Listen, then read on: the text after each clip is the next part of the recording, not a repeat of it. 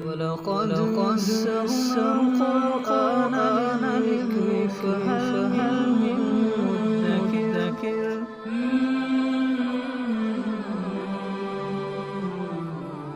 سورہ انعام آیت نمبر 143۔ اعوذ باللہ من الشیطان الرجیم، بسم اللہ الرحمن الرحیم۔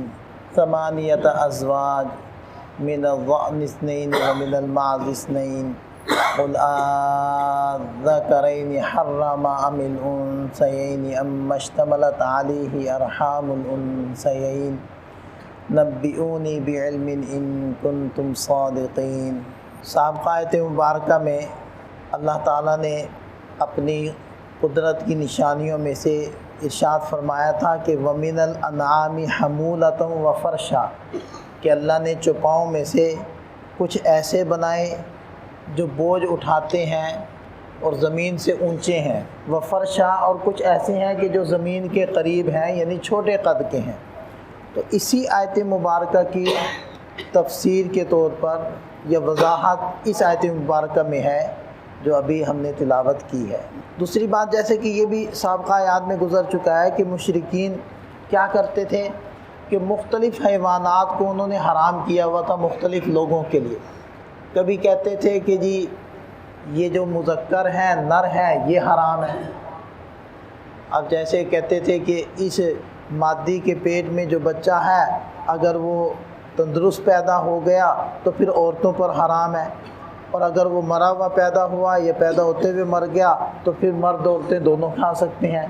یہ اپنی طرف سے ان لوگوں نے بہت سارے ایسے ضابطے قانون گھڑے ہوئے تھے، مسئلے بنائے ہوئے تھے کہ جن کے اوپر نکیر یہاں فرمائی جا رہی ہے۔ تو بہرحال اللہ تعالیٰ نے ارشاد فرمایا ثمانیۃ ازواج، 8 جوڑے ہم یہاں ذکر کرتے ہیں جو عام طور پر عربوں میں بھی تھے اور انہی سے متعلق وہ حلال حرام کے اندر پھنسے ہوئے تھے۔ تو ارشاد فرمایا کہ من الضأن اثنین، بھیڑ میں سے 2 یعنی 2 صنف نر و مادہ، ومن المعز اثنین، اور بکری میں سے بھی 2 نر و مادہ۔ قل آذکرین، آپ ان سے پوچھئے کہ کیا ان دونوں کے مذکروں کو حرما، اللہ نے حرام قرار دیا ہے، ام الانثیین، یا دونوں کی ماداؤں کو اللہ نے حرام قرار دیا ہے، ام اشتملت علیہ ارحام الانثیین، یا دونوں کی ماداؤں کے پیٹ میں جو بچہ ہے کیا ان کو اللہ نے حرام قرار دیا ہے؟ کیا مسئلہ کیا ہے؟ نبئونی بعلم، مجھے بتلائیے، کوئی علم ہے تمہارے پاس اگر تو اس علم کے ذریعے سے بتلائیے، ان کنتم صادقین، اگر تم سچے ہو، یعنی اگر تمہارے پاس کوئی عقل فہم کی بات ہے، اگر تمہارے پاس کوئی علم اور شعور کی بات ہے، اگر تمہارے پاس کوئی اللہ کا حکم ہے، کوئی وحی کی تعلیم ہے تو لا کر دکھاؤ۔ اگر نہیں ہے تو پھر خود سے تمہیں کس نے اختیار دیا ہے کہ تم حلال کو حرام کرتے پھرو، حرام کو حلال کرتے پھرو؟ یہ کسی کو اختیار نہیں ہے۔ وَمِنَ الْإِبِلِ اثْنَيْنِ، اور اونٹ میں سے 2 صنفیں مذکر اور مؤنث، وَمِنَ الْبَقَرِ اثْنَيْنِ، اور گائے میں سے 2 صنفیں مذکر اور مؤنث۔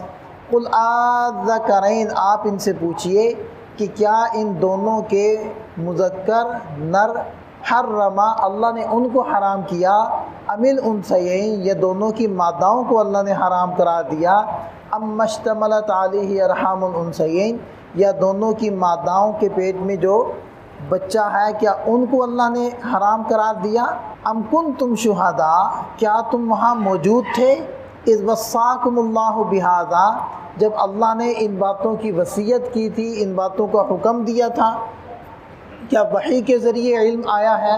تو وحی تو تمہارے پاس نہیں ہے، تمہاری کتابوں میں کوئی ایسی تعلیمات نہیں ہے، اور اگر تم یہ کہتے ہو کہ اللہ نے یہ سب کچھ کیا ہوا ہے، وحی تو نہیں ہے ہمارے پاس، لیکن ہمیں یہ پتہ ہے کہ اللہ نے یہ حرام کیا، وہ حلال کیا، تو کیا تم اس وقت وہاں موجود تھے جب اللہ تعالیٰ حرام اور یہ حلال کر رہے تھے؟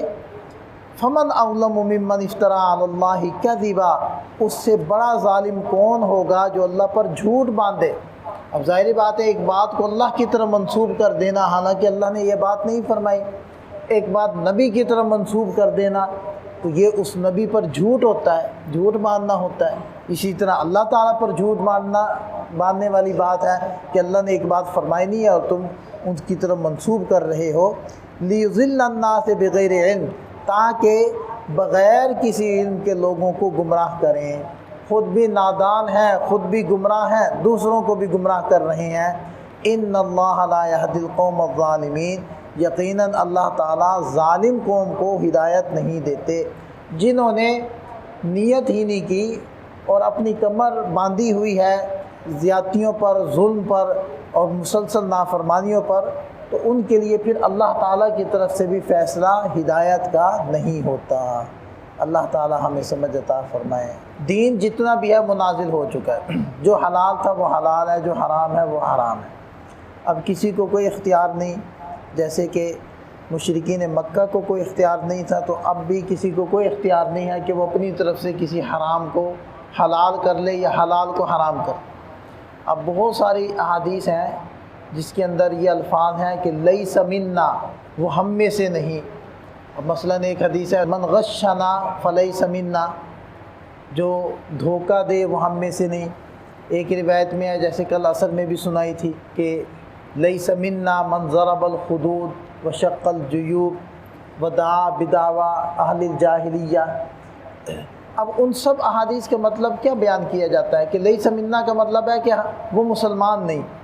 کون مسلمان نہیں؟ کہ جو حرام کو حلال کرے، من غشنا فلیس منا، جو ہمیں دھوکہ دے۔ اب دھوکہ دینا حرام ہے، وہ اس کو حلال سمجھ کے کر رہے ہیں، تو جو حرام کو حلال بنا دے اور یہ اعتقاد کر لے کہ یہ تو حلال ہے، وہ تو مسلمان ہی نہیں رہتا، وہ تو دار اسلام سے خارج ہو جاتا۔ یعنی کسی کو اللہ نے یہ اختیار نہیں دیا کہ وہ حرام کو حلال قرار دے دے یا کسی بھی حلال کو حرام قرار دے دے، یہ کسی کو اختیار نہیں۔ بس جو حرام حلال تھے وہ طے شدہ ہے، اب کسی کو اختیار نہیں ہے کہ وہ اپنی طرف سے بناتا پھرے۔